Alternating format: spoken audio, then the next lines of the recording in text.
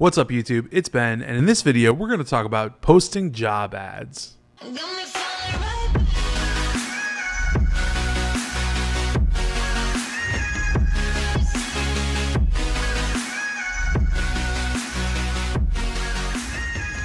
Alright guys, thank you so much for checking out my YouTube channel. This is Ben Nader, and on this channel we talk about recruitment, business, entrepreneurship, staffing, everything in between. If you like that kind of stuff, it should definitely be a good reason for you to smash that subscribe button, become a subscriber, check out every video that I have around those topics. And if you're interested in all of those things, you should absolutely be a member of our Facebook group, which is Six Figure Recruiters. Link in description. Go ahead and join the group. You can interact with me and about 8,600 other entrepreneurs and recruiters. So when we talk about posting job ads, there are a lot of variables involved. It's not just where you post the job ads, slap it up there and wait for candidates. There is strategy and there is a method to the madness, and I want to talk about that right now and unpack a few of those variables that can make your life a little bit easier as a recruiter posting job ads. One of the big things I often get asked in my mentorship program is where to post job ads. When I have a job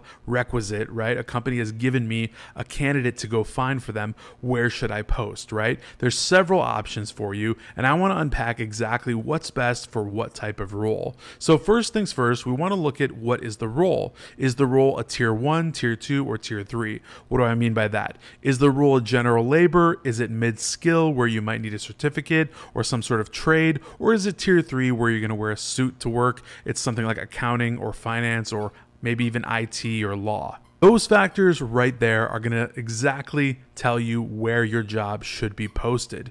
If you're looking at something like general labor, which is tier 1, tier 1.5, you're often going to be in the Craigslist or Indeed realm. I really rely on Indeed for a lot of my job ads because Indeed delivers a lot when, of course, you pay them, and we'll get into that in a bit. If it's a super general labor job, I mean, I'm talking about somebody sweeping the floors, cleaning stuff up, like really simple, no skill involved, something that basically anyone can do, you can probably get away with just posting that on Craigslist. Yes, there is a fee to post a job on Craigslist, but you are probably going to yield a lot more applicants from that particular posting because it's the right place to post and it's going to be the right spend for you. It's going to be about 45 bucks, maybe 25 bucks, depending on where you're at in the country. Craigslist charges a different price for wherever you are. As an FYI, Craigslist ads work just like Craigslist postings. So if you're selling something on Craigslist, what does it do? It drops down every single day as more people post. So the job ad does the same thing. Even though you paid for it, as more people post more job ads, your job ad will slowly drop and drop and drop, in which case you will need to post it up again and pay again. Of course, that doesn't mean you need to post your job ad every single day, but there is a cadence to this, and I will get into the spend piece about ads and how much you should spend, what's the ROI look like, and all that stuff in a bit. Now, if the job that you're looking for is a tier 2 job, like a mid-level job, somebody that has a skilled trade, or they need some sort of certificate, or let's say CNA, or maybe a welder or something like that, you can likely look for those jobs to post on Indeed. Indeed is pretty much the platform I personally use the most. I love it way over ZipRecruiter. I've personally not had great experiences with ZipRecruiter, so I think Indeed beats out ZipRecruiter, and most of you agree. I've actually done a poll in the big group, and most people, about 90%, agree on Indeed for posting your job ads. And of course, you are going to have to pay for that job ad on Indeed for however long you want for a daily budget. So let's say Indeed recommends to you that it's a $30 per day market, right? They know the market, they know the analytics, and they'll give you a number. It might be like 30 bucks a day, or it might be like 25 bucks a day, whatever it is. You can pick and choose if you want to use that number, or if you want to lowball it a little bit and still see if you can get candidates, and then maybe raise the number, right? But you could always set the period by which you want that to run. So for instance, if I started a job ad today, if I wanted to run that today all the way through the weekend, I can do that and make sure that I only spend around $150 total on the ad while I'm running it on Indeed. Understand a couple things about Indeed. Number one, Indeed is testing a new concept, which is basically pay per resume. You get applicants resumes sent to you, and they're like $30 per resume. You don't want to do this. Don't do this, okay? And the way to avoid it is to actually have to call Indeed and let them know, I don't want to pay per applicant. I want to run daily budgeted ads. And they're testing it out by making it default on a lot of people's accounts. So you simply need to call them, let them know that's not how I want to run my ads. I want to do daily budgeted ads. The simple way, just how I explained previously. The second thing that I want to explain about Indeed is that you need to get verified. If you're brand spanking new with Indeed, you need to get your account verified with Indeed. Indeed just doesn't want any Joe Schmo hopping on there, starting an account, posting job ads, and saying, let's go, right? They want to verify that you're an actual agency or a company or a business that's hiring. So they're going to ask you for your LLC, your EIN, your business license, things like that you can scan and send into them, and they will verify your account. You may or may have not experienced where they basically shut your account down randomly and they'll say you're pretty much done, right? And it's kind of the kiss of death. And when it happened to me a long time ago, I thought the world was over. I thought I wasn't going to be able to use Indeed, and I was like, what am I going to do? But all you need to do is send them a couple documents and they will reinstate your account and you'll be totally fine. Let's talk about those tier 3 level roles, right? Those high level roles that are more headhunter roles, right? Oftentimes we won't even post job ads for these roles. They'll be in high-level IT, or they'll be in law or finance. These things are going to be really high ticket, people making more than $150,000 a year, things like that. Those roles, in fact, generally will get posted on LinkedIn itself because that's where those people are. Those folks are on LinkedIn, so that's where the job ad would go.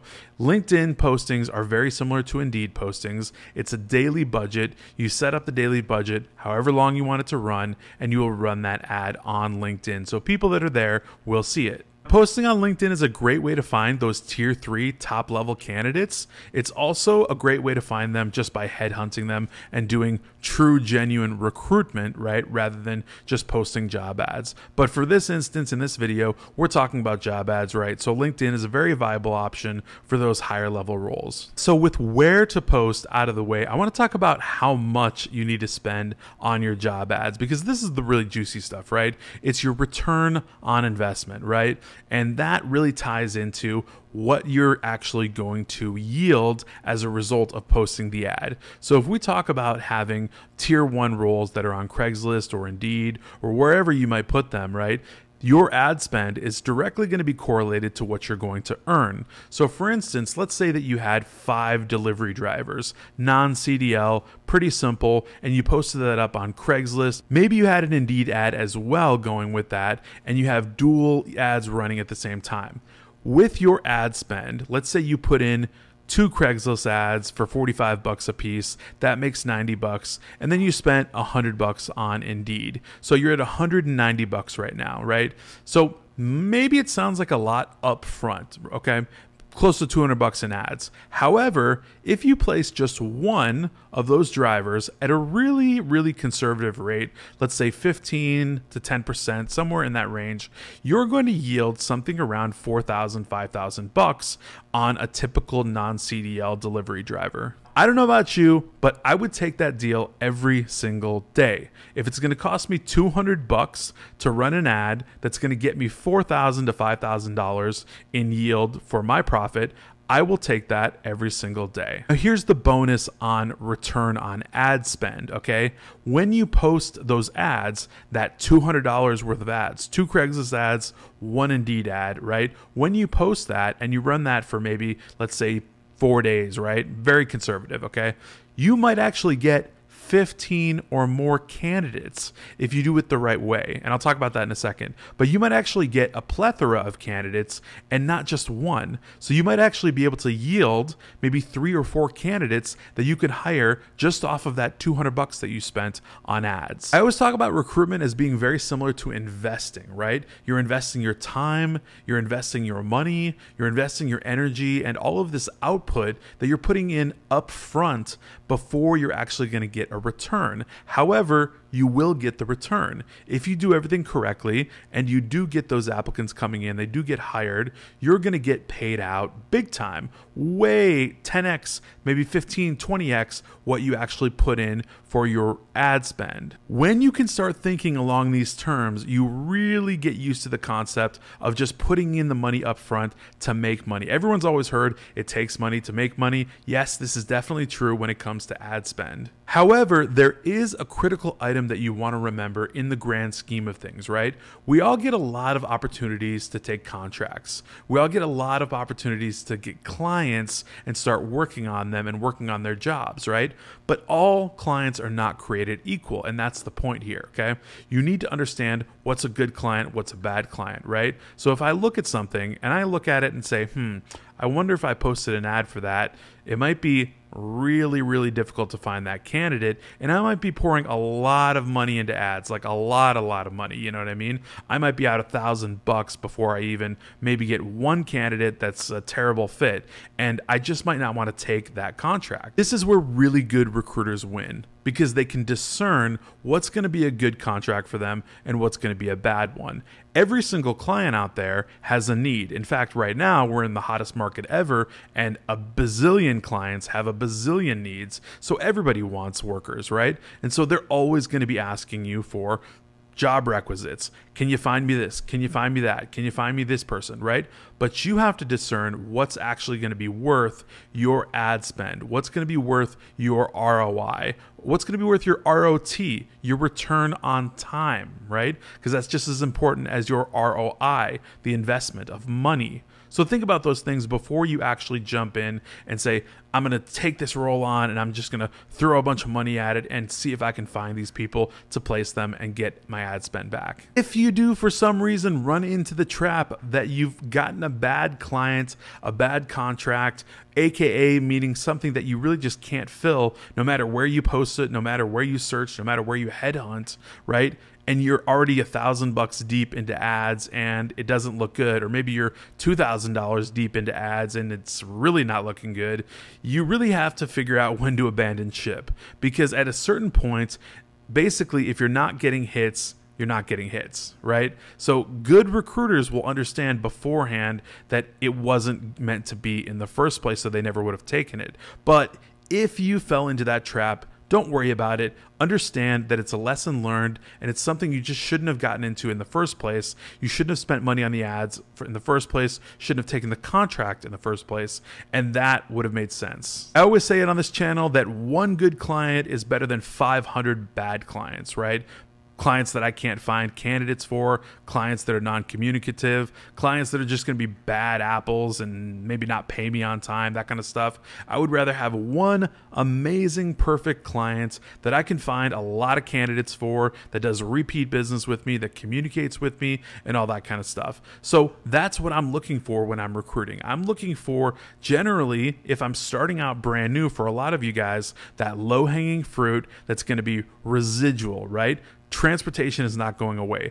Manufacturing is not going away. Okay. Logistics, warehouse, those things are not going away. And you can frequently always get clients in those realms and always post ads for them and always pretty much find candidates for those roles. I want to leave you guys with a pro tip.